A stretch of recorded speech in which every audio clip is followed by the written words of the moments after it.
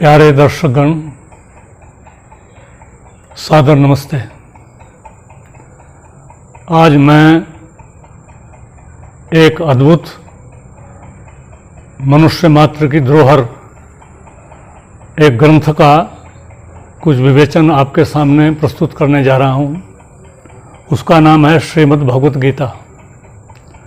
वैसे तो भारतीय दर्शन का जो आधार है वो 4 वेद हैं, उपनिषद हैं, ब्राह्मण ग्रंथ हैं, शास्त्र हैं, रामायण है, महाभारत है। महाभारत में ही जब महाभारत का युद्ध हो रहा है तो संजय नाम के एक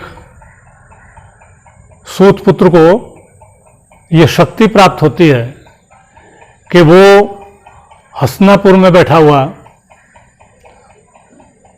और कुरुक्षेत्र के महायुद्ध का जिसको हम आजकल कमेंट्री कहते हैं या उसके बारे में वर्णन करना, वहाँ का समाचार देना, ये शक्ति उसको प्राप्त है। राजा धृतराष्ट्र उससे पूछ रहे हैं, प्रश्न कर रहे हैं पहले ही श्लोक में गीता के, धर्म क्षेत्रे कुरुक्षेत्रे समवेतः युजुस्वः मामकः पांडवाश्चैव किम अकुर्वत संजय।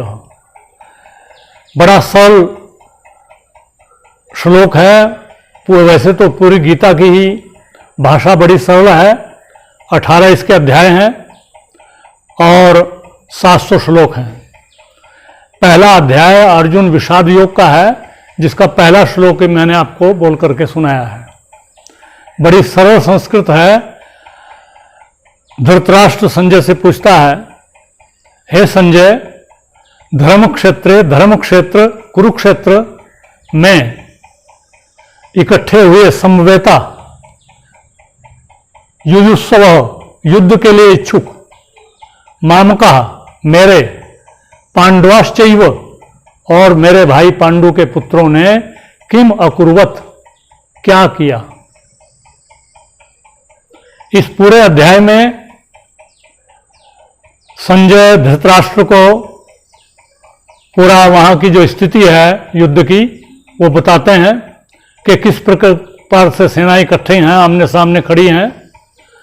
और सबसे पहले भीष्म शंख बजाते हैं, फिर दूसरे शंख बजाए जाते हैं। इस प्रकार से बाबा भीष्म को, गुरु द्रोण को देख करके, अपने परिवारजनों को देख करके अर्जुन को एक विषाद की अनुभूति होती है। वो कहता है कि मैं अपने गुरुओं के साथ, दादाओं के साथ, भाइयों के साथ कैसे लड़ूंगा, और इनके साथ लड़कर के भी यदि मुझे कुछ प्राप्त भी राज्य हो गया तो ऐसे राज्य का मैं क्या करूंगा। तो वो कृष्ण जी को कहता है कि आप मेरा जो रथ है वो दोनों सेनाओं के बीच में खड़ा कर दीजिए। बीच में खड़ा।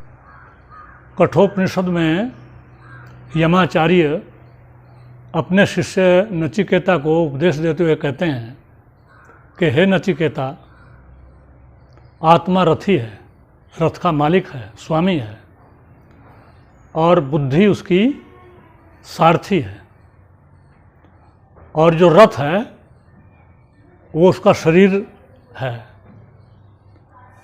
तो यहाँ पर रथी तो अर्जुन है और बुद्धि उसकी सारथी के स्थान पर भगवान कृष्ण बैठे हैं।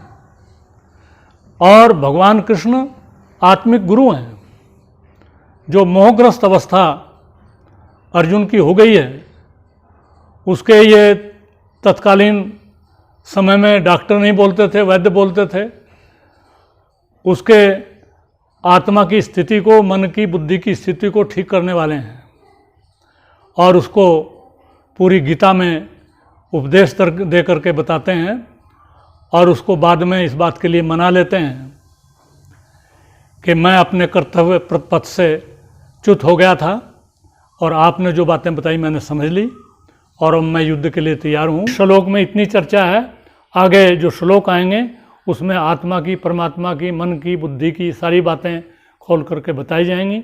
तो इसके साथ ही आज की चर्चा इस श्लोक के साथ समाप्त होती है। इति ओम शम नमस्ते जी।